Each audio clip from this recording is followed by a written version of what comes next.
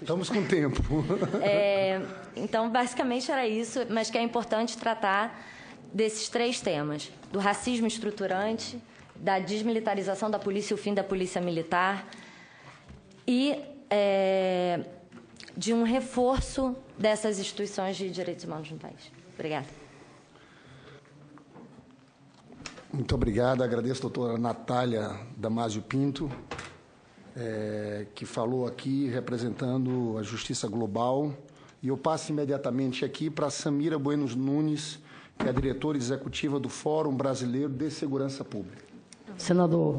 Novamente, senadora Fátima Bezerra. Não, bem rapidinho, enfim, dar nossa boa noite, cumprimentar a Vossa Excelência, o senador Humberto, e, enfim, saudar, né, claro, o trabalho da CPI pela realização de mais um debate importante, saudar aqui as nossas, né, convidadas, doutora Natália, que acabou de falar, doutora Raquel, doutora Samira e o doutor Francisco consta aqui, não sei se irá participar. Mas, enfim, né, claro que o debate de ontem, de hoje, a exemplo do debate de segunda-feira, muito importante exatamente para a gente aprofundar cada vez mais, né, o diagnóstico que a CPI fará de forma atualizada, né, sobre esse tema que, enfim, né, tanto tem revoltado a sociedade brasileira, que é a questão do assassinato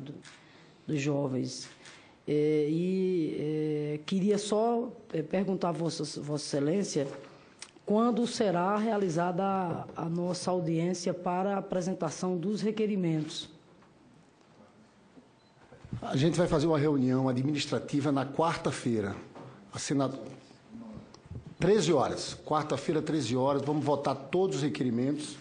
Inclusive, já falar para a doutora Natália que a ideia nossa é conversar com essas entidades, com os familiares envolvidos aqui em Brasília e também nos estados.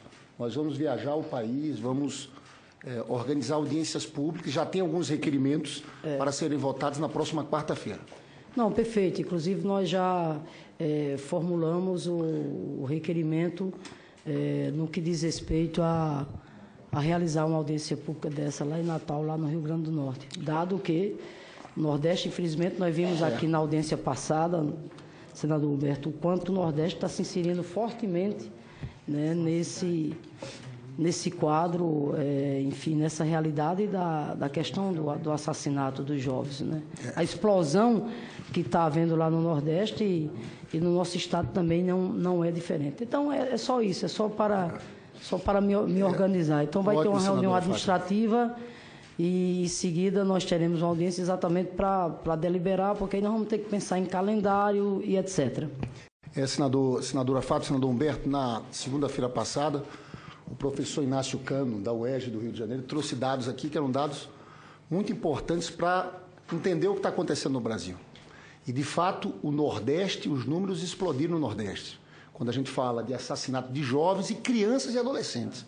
Os números apresentados aqui sobre assassinatos de crianças e adolescentes eram números chocantes, impressionantes, senador Humberto. E o Nordeste, que falava o professor Inácio Cano há 10 anos atrás, essa era uma realidade que estava muito mais localizada nas periferias dos grandes centros urbanos, São Paulo, Rio de Janeiro, mas o processo dos últimos anos levou muito esse debate para o Nordeste. Já tem requerimentos, inclusive da senadora Fátima Bezerra, tem propostas de audiências públicas em São Luís, Natal, Salvador, Rio de Janeiro e aqui no entorno do Distrito Federal, em Lusiânia. Perfeito. Quero saudar, inclusive, a juventude aqui de Lusiânia, que está sempre presente nessas audiências públicas. Com a palavra, a doutora Samira Bueno Nunes. Obrigada, senador Limberg, senadores, a todas e todos, as colegas aqui. Meu nome é Samira, eu sou do Fórum Brasileiro de Segurança Pública. Só vou fazer uma breve apresentação da instituição, que eu acho que vale reforçar, porque é uma instituição singular. O Fórum é uma instituição, foi fundada em 2006 e é formada por gestores públicos, pesquisadores e policiais. então, dedicada a produzir conhecimento qualificado na área de segurança pública e, mais do que isso, constituir um canal de diálogo entre segmentos que tradicionalmente não dialogavam na área da segurança. Então, a gente acredita que para mudar essa realidade, para reformar as polícias, que eu acho que é o que todos queremos aqui, a gente precisa envolver esses atores que estão no dia a dia fazendo policiamento no Brasil. Então, é uma instituição de fato singular, não existe nada parecido na América Latina, e a gente tem se dedicado a produzir principalmente informações sobre segurança pública, e eu trago aqui alguns dados para nos ajudar a refletir sobre os assassinatos de jovens no Brasil hoje. Pode passar? Eu consigo passar por aqui? Tá. Esse primeiro slide, na verdade, traz alguns dados do Anuário Estatístico, o Anuário Brasileiro de Segurança Pública, que foi divulgado em novembro do ano passado. A triste conclusão que a cada 10 minutos uma pessoa é assassinada no país. Foi assassinada em 2013. Esses dados são dados da segurança pública, né, os dados produzidos pelas polícias. Foram 53.646 mortes violentas. Bom, infelizmente, como a gente já sabe, os negros, jovens e homens são, em sua maioria, as vítimas. Negros são 18% mais encarcerados no Brasil e 30% mais vítimas de homicídio. Vou falar um pouco mais sobre esses dados da mortalidade de jovens no Brasil, mas esse primeiro slide é para reforçar, eu acho que uma mensagem que é muito importante de ser transmitida aqui. Nosso modelo de segurança pública está falido, né? Ele é extremamente caro e ineficiente. Se a gente pensar que o Brasil cresceu, reduziu desigualdade, distribuiu renda, acabou com a miséria, com o analfabetismo, infelizmente a gente não é capaz de garantir a vida para o jovem. Nós gastamos em 2013 258 bilhões de reais com segurança pública. Qual que é o problema dessa conta? 61 bilhões foram com políticas de segurança, 4 bilhões com políticas para o sistema prisional. Os 192 milhões foram com os efeitos perversos da violência. São os gastos, os que a gente chama dos custos sociais da violência. São os gastos com segurança privada, são os gastos com sistema de saúde, são as vidas perdidas, são jovens que deixam de produzir por 30, 40, 60 anos.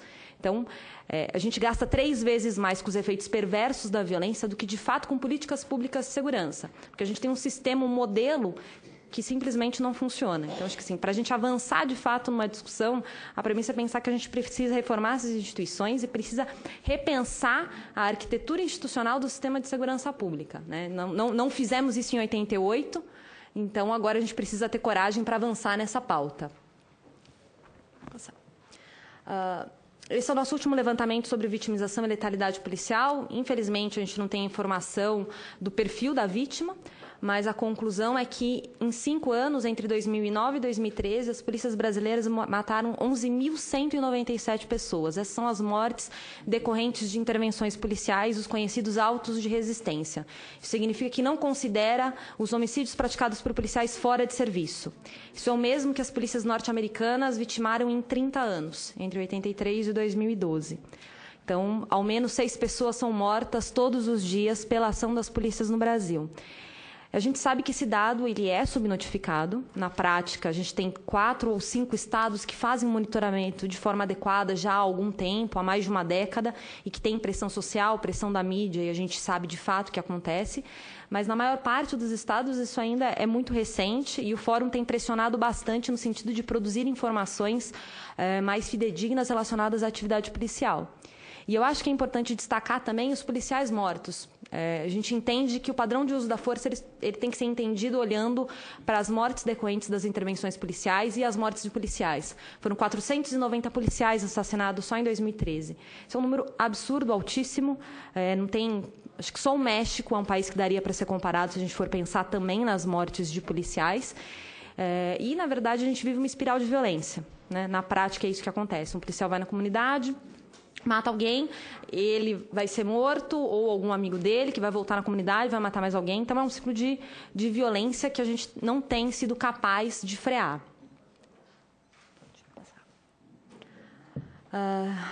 Aqui mais um dado de homicídio, esse é de 2012. O Brasil concentra 11% dos homicídios do mundo e menos de 3% da população mundial. Então, somos um país extremamente violento. Deixa eu passar. E agora um pouco sobre os dados da vulnerabilidade dos jovens negros. Nós divulgamos no início desse mês, em parceria com a Secretaria Nacional de Juventude, o Índice de Vulnerabilidade Juvenil à Violência e Desigualdade Racial. Basicamente, na verdade, esse índice existe desde 2008, era um indicador sintético para avaliar, a partir de 5 componentes, diversas variáveis, não só relacionadas ao crime violento, mas também à pobreza, acesso à escola, emprego, renda, olhar para a vulnerabilidade em determinados territórios e verificar quais são os fatores que mais impactavam na exposição daquele jovem à violência, entendendo a violência como um fenômeno multicausal, de que a gente tem que olhar para ele como um fenômeno mais complexo e que necessariamente exige ações não exclusivas de polícia, mas as políticas sociais também que cheguem nesses territórios. Num diálogo com a Secretaria de Juventude no ano passado, surgiu a ideia da gente incluir o componente da desigualdade racial. Sabemos que os jovens negros são muito mais vitimados que os jovens brancos, então como é que a gente estima isso a partir desse indicador?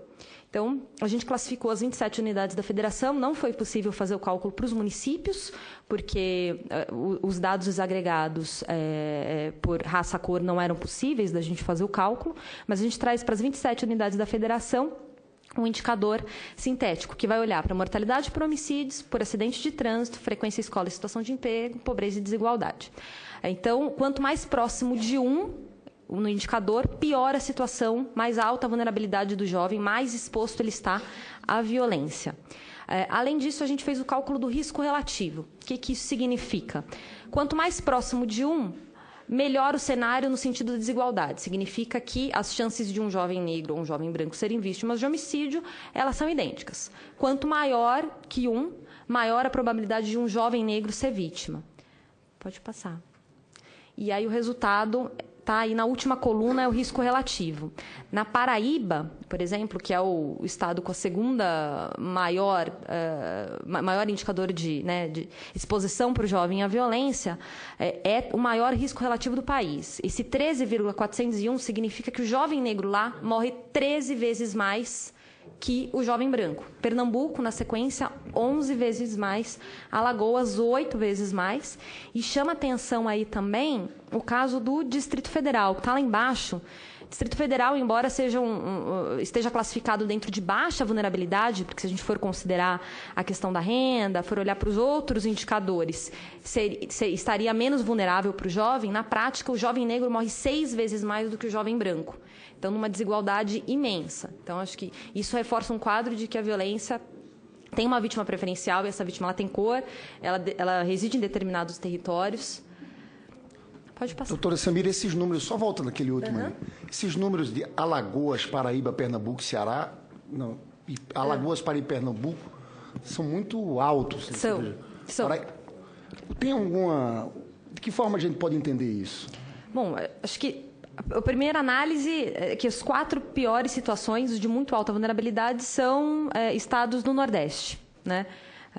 Que têm apresentado um crescimento expressivo dos indicadores de mortalidade por homicídio na última década, eu diria. Então, temos tido dificuldade em barrar esse processo. Mesmo Pernambuco, que teve êxito com o Pacto pela Vida entre 2009 e 2013 em reduzir homicídios, na prática, ainda que tenha sido capaz de reduzir homicídios, os jovens negros morrem ainda muito mais, né? Então, acho que a grande questão a gente não tem sido capaz de implementar políticas que associem as políticas de segurança, estrito senso, pensando ações de polícia, com as políticas sociais. As experiências que têm dado resultado no Brasil são justamente aquelas que têm sido capazes de aliar o trabalho da polícia associado a políticas sociais e de um olhar um pouco mais amplo para o fenômeno. Eu vou citar um exemplo. Eu participei recentemente de uma reunião do Estado Presente, que é um programa no Espírito Santo. Que é isso, é um programa que foi criado uma secretaria específica e não era a Secretaria de Segurança Pública que liderava o programa, que tinha como foco redução de homicídios. E aí era uma reunião que eles estavam pensando na construção de uma escola num determinado território, e a prefeitura já tinha negociado com a Secretaria de Educação, então a Secretaria Estadual ia construir uma escola ali, porque tinha não sei quantos meninos em idade escolar que precisavam chegar na escola, a prefeitura tinha resolvido o problema do espaço e também tinha resolvido o problema do outro. A Secretaria de Transportes tinha providenciado a linha de ônibus. Então parecia que estava tudo certo e ia resolver o problema da escola. E aí chegaram para conversar com o pessoal da segurança simplesmente olhou e falou: olha, vocês não podem construir escola aqui, porque os alunos que estão aqui, que vocês querem que cheguem na escola, eles não podem chegar ali, porque você tem um problema com 2 gangues rivais. Se eles atravessarem, eles morrem. Então, são questões muito simples que, quando você coloca os atores para, de fato, conversarem, você direciona e focaliza melhor a ação da política pública. A grande questão no território. Então, assim, crime é um fenômeno necessariamente territorial. Se a gente não olhar para o território, olhar para os atores que ali trabalham, a gente pode ter a melhor das intenções. Construir uma escola é super louvável, é uma ótima prática, é muito importante, mas você tem que olhar para as especificidades locais. Eu acho que é isso que ainda falta para a gente. Assim, a ideia da intersetorialidade da política pública. A gente não consegue fazer saúde, educação, assistência social e segurança pública, por exemplo, conversarem numa mesma mesa na hora de direcionar uma ação. E acho que esse é um dos maiores desafios para o Nordeste hoje, que vive esse crescimento expressivo nos indicadores de criminalidade, né? Principalmente dos homicídios. Não sei se eu respondi. Pode passar. Aqui a gente traz as taxas de homicídios de brancos e negros, né, dentro da faixa etária de 12 e 29 anos. Deixei ali em cinza, não sei se vocês vão conseguir olhar, mas as diferenças na taxa. Então, Paraíba, que eu falava que era o pior cenário, a taxa de mortalidade de jovens brancos é de 8,6, de jovens negros 115,4. Isso por 100 mil habitantes? Por 100 mil habitantes dentro, né, 100 mil habitantes dentro daquela faixa etária e daquela cor. Espírito Santo, que eu citava um exemplo, que hoje tem toda uma ação direcionada para isso, porque é também um dos piores cenários. 21 a taxa de jovens brancos, né, de mortalidade por homicídio de jovens brancos, 126 de jovens negros. Alagoas, 19 de jovens brancos, 166 por grupo de 100 mil jovens negros. E aí a gente tem o risco relativo e as taxas também pela região, né? Então, no caso da região Nordeste, a taxa de mortalidade de jovens brancos, 17,4, jovens negros, 87. Né, 4,99 vezes superior. Estado do Maranhão, do senador Roberto Rocha. Estado do Maranhão, 17,9 de brancos, 50,2 de jovens negros. Então, o único estado em que a gente não verifica essa tendência é no Paraná. De resto, nas outras 26 unidades da federação. Mas a gente já pondera pela população, então essa não é a explicação. Na verdade, a gente ainda está em busca da explicação para entender o que acontece no Paraná. O Paraná tem alguns anos que apresenta essa tendência. Mas, na prática, a gente pode dizer que é um fenômeno do Brasil, né? Então, um jovem negro no Brasil é 2,5 vezes mais vitimado que um jovem branco por homicídio, né? Ou 145 vezes superior à taxa de homicídio do jovem branco. Então, são dados alarmantes que, enfim, nos mobilizam para pensar ações que, de fato, sejam eficazes. Acho que o que a gente vive hoje... acho que está acabando o meu tempo. Você quer passar mais Fique tranquilo, pode passar. Você pode passar? Pode passar. Aqui a taxa de homicídios por raça, cor, por região. Dá para visualizar melhor as diferenças, né? Sempre expressivamente maior entre jovens negros do que jovens brancos. Mas eu acho que assim, o nosso desafio primordial, pensando em política de segurança, é garantir uma política que deixe de olhar para o combate à violência do ponto de vista do combate ao criminoso, né? A gente tem que pensar em garantir cidadania, garantir a vida para a população, né? E não combater o criminoso. Acho que um pouco o que a Natália falava, né, dessa lógica bélica de enfrentamento ao crime, ela é muito derivada disso. A grande questão é que eu acho difícil que a gente consiga avançar em mudanças se a gente não mexer na estrutura desse sistema, né? Então, a gente, de fato, precisa começar a rediscutir a arquitetura institucional que organiza o modelo de segurança pública brasileiro, o modelo de justiça criminal, porque, na prática, a gente tem polícias mal pagas. Na maior parte das vezes, você tem pouquíssimos estados, com algumas exceções para alguns cargos. Então, policiais mal treinados, mal pagos, que vitimam muitas pessoas todos os anos, que são mortos aos montes, como você não vê em nenhum outro país, e sem apresentar nenhum tipo de melhora nesse sistema. É algo que não está funcionando. A gente tem uma média de 50 mil homicídios por ano há mais de uma década, né? São estatísticas de guerra. E E se a gente não pensar como a gente reestrutura esse modelo, garante maior eficiência, as polícias brasileiras resolvem, né, para usar o jargão comum, solucionam 8% dos homicídios no Brasil por ano. Se vocês forem pensar, fazer uma conta simples, de uma média de 50 a 55 mil homicídios por ano, dos quais 8% são de fato solucionados, e solucionado não significa que essa pessoa vai ser presa. E aí a gente está discutindo encarceramento em massa. Então, poxa, então quem está preso? Porque homicida a gente não está prendendo.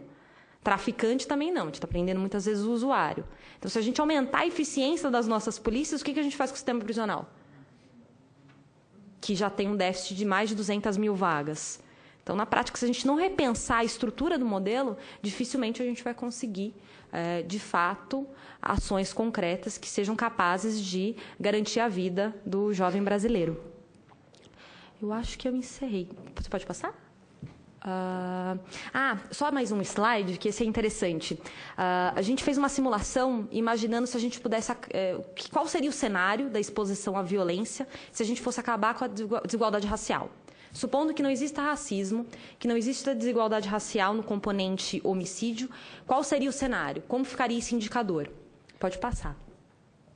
Ele é difícil de fazer a leitura, mas a diminuição da vulnerabilidade é a última coluna. O caso que mais chama atenção é o do Distrito Federal, que é de 9,8%. A gente reduziria em quase 10% a exposição do jovem que reside no Distrito Federal à violência se a gente fosse capaz de acabar com a desigualdade racial. Vocês vão ver que em todos os casos a gente diminui a vulnerabilidade. Então, se a gente acabasse com o racismo, em todas as unidades da federação a gente teria uma redução da exposição à violência, não apenas dos homicídios. Porque a gente está considerando várias outras variáveis na exposição à violência que não apenas o indicador de violência letal. Então, acho que faz mais do que urgente a gente pensar em ações focalizadas para esse público, para garantir um futuro, de fato, né, e vida para o jovem brasileiro. É isso. Obrigada.